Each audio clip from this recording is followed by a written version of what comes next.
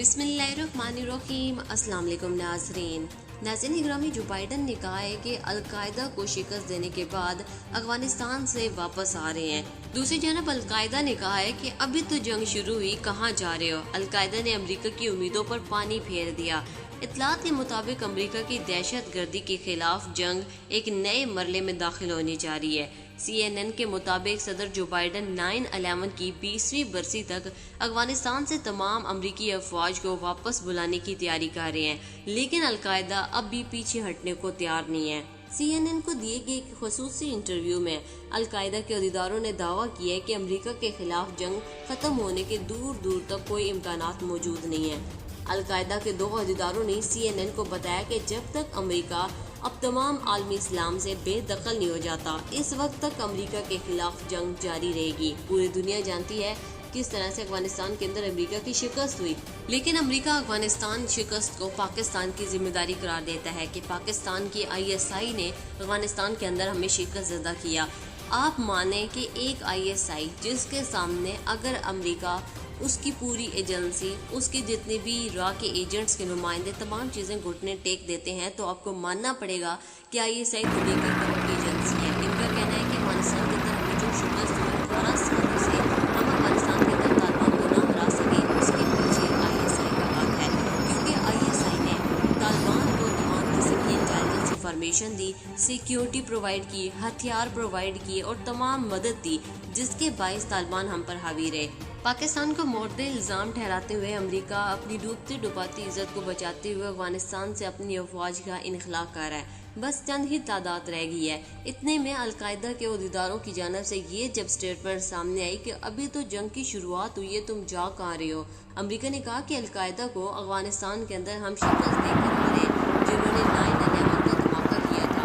दूसरी तरफ अफगानिस्तान के अंदर हमें मत मारना, भारत ने तालिबान के साथ मुलाकात के हवाले से पापड़ बेलना शुरू कर दिए। भारत का अफगान तालिबान से मुलाकात का प्लान तबड़तूस हो गया। भारत कोशिश कर रहा है कि तालिबान के साथ एक मुलाकात हो जाए और मुलाकात में अफगानिस्तान के हवाले से वो अपने मामले सेट कर ले, क्योंकि इंडिया ने देख लिया कि अमेरिका जा रहा है, पीछे रह गया खालिफों और साथ ही दहशतगर्द तंजीमें, जिनका तो तालिबान की हुकूमत आते ही सफाया हो जाएगा। इन्हें अपनी मौत नजर आ रही, लिहाजा इन्होंने तालिबान से मुलाकात करना ही मकसूद समझा। अफगान तालिबान ने आगे से वार्निंग जारी की और मुलाकात से साफ साफ इनकार कर दिया। आप अंदाजा लगाएं, एक सुपर पावर कंट्री जो कि तालिबान के सामने घुटने टेक चुकी है, वो तालिबान का कुछ ना बिगाड़ सकी, तो ये रा के एजेंट्स या इंडिया तालिबान का क्या कर लेंगे। यही वजह थी कि उन्होंने इसी में आफियत समझी कि क्यों ना हम तालिबान के साथ दोस्ती कर लें।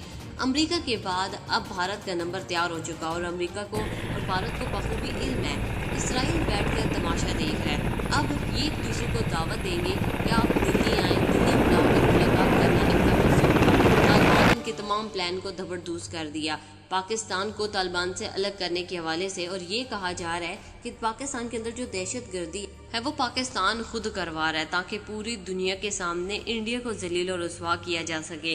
गुज़श्ता रोज अलकायदा की जानब से अमेरिका को जो धमकी दी गई, आप देखिए अमेरिका किस तरह से अपनी इज्जत बचाकर वहां से निकला, लेकिन अलकायदा ने ये स्टेटमेंट दी कि अभी जंग खत्म नहीं हुई, अभी तो शुरुआत हुई है, कहाँ जा रहे हो। अमेरिका अपनी अफवाज अफगानिस्तान से निकाल ले। 9/11 अमेरिका के अंदर हुआ, अलकायदा ने इनको अमेरिका के अंदर भी नहीं बख्शना। बेशक अमेरिका इस पूरी दुनिया के खित्ते के एक नुक्कर पर बैठा हुआ है, लेकिन अलकायदा वहां तक भी पहुंचने में कामयाब हो जाएगा, और ये स्टेटमेंट इन तमाम चीज़ों की अक्कासी करते हैं। अहदेदारों ने तालिबान का शुक्रिया अदा करते हुए कहा कि अमेरिका के खिलाफ जंग जारी रखने पर अलकायदा तालिबान की मशकूर है। उन्होंने ये भी कहा कि ऐसे बहुत सारे जहादी महाज एक तवील अरसे से आलमी इस्लाम के मुख्तलिफ हिस्सों में कामयाबी के साथ काम कर रहे हैं। कोरोना की वजह से इंडिया की इन दिनों जो ताज़ा तरीन सूरत हाल है, जिसकी वजह से पूरा का पूरा दिल्ली, पूरा भारत उजड़ चुका है।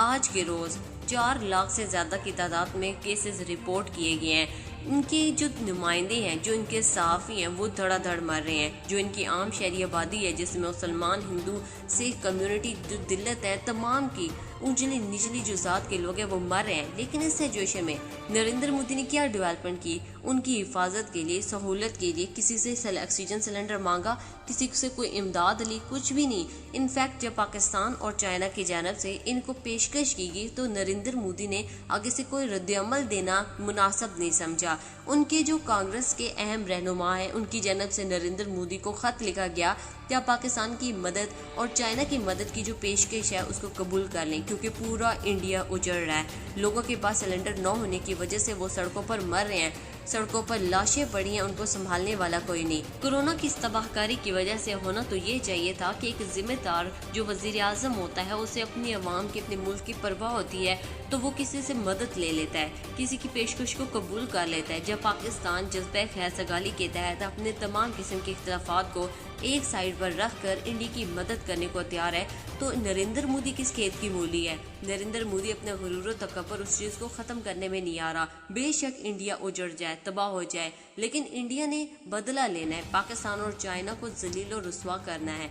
आप देखें कि एक तरफ वो तालिबान के साथ मुलाकातें करके अपने मामले सेट करने की कोशिश कर रहा है कि अफगानिस्तान के अंदर हमें मत मारना, हम आपका दोस्त बनकर वहाँ पर रहना चाहते हैं, आप हमारे साथ मिलें और पाकिस्तान को हम सबक सिखाएंगे। दूसरी तरफ सियाचिन की तरफ उसे अपनी फौजें भिजवा दी, बजाय इसके कि फौजों के जरिए से वह अपनी आवाम को संभालते। क्योंकि आप अंदाज़ा लगाएं, पाकिस्तान के अंदर कोई भी मसला हो, चाहे वो सैलाब हो, जलजला हो, कहत हो, कुछ भी हो, पाक आर्मी ऑन फील्ड मैदान में आकर, सड़कों पर आकर पब्लिक की मदद करती है, तो इंडियन आर्मी क्यों नहीं कर सकती। इंडियन आर्मी को सियाचिन के अंदर भेज दिया गया है कि वहाँ जाएं, पाकिस्तान और चाइना के साथ जंग करने के हवाले से अपनी तैयारियां करें। जंग ज़रूरी है या फिर भारतीय अवाम जो सड़कों पर मारी है उनकी लाशों को संभाला जाए, या उनकी शरह अमवात को कंट्रोल किया जा सके, या कोई भी डेवलपमेंट की जा सके। लेकिन नरेंद्र मोदी है कि पूरे इंडिया को तबाह बर्बाद करके ही दम लेगा। गुज़श्ता रोज़ भारतीय एंकर जो कि मुकम्मल तौर पर सेहतयाब हो गया था, उसकी वफात हुई। तमाम मीडिया पर उसको डिस्कस किया गया। भारतीय एंकर न्यूज़ के दौरान उसको याद करके रोते रहे, उसका जिक्र आते ही फूट फूट कर रोते रहे। ये तो सिर्फ एक भारतीय एंकर था जिसका मीडिया पर दिखाया गया। वो अवाम जो सैकड़ों की तादाद में रोड पर मर रही हैं, जिनकी लाशों को कुत्ते खा रहे हैं, जो कि बेयारो मददगार हैं, लवारिस हैं, उनको संभालने वाला कोई नहीं है, इनके लिए नरेंद्र मोदी कोई डेवलपमेंट क्यों नहीं कर रहा। देखिए, इंडिया हमारा बदतरीन दुश्मन है, लेकिन इस सख्त घड़ी में हम अपनी नफरत को एक साइड पर करके इंडिया की मदद करने के लिए मुकम्मल तौर पर तैयार हैं, क्योंकि कल को यही वक्त पाकिस्तान पर भी आ सकता है और हम नहीं चाहते कि इस तरह की तबाहकारी पाकिस्तान, चाइना, इंडिया किसी भी दूसरे मुल्क में लगे। लिहाजा अब वक्त है कि आगे बढ़ें और नरेंद्र मोदी के पास भी वक्त है कि वो संभल जाए, जंग को एक साइड पर करके सबसे पहले अपने इंडिया को बचा ले, अगर वो बचाना चाहता है, वरना पूरा का पूरा इंडिया तबाह हो जाएगा और खित्ते से इसका नामो निशान मिट जाएगा। आज की वीडियो की तमाम तफसीलात के हवाले से आपकी क्या राय है? अपनी राय का इज़हार नीचे कमेंट बॉक्स में करें। वीडियो पसंद आई हो तो वीडियो को लाइक और कमेंट ज़रूर कीजिएगा। मिलते हैं एक नई वीडियो के साथ। अल्लाह हाफिज़, अल्लाह निगहबान, पाकिस्तान जिंदाबाद।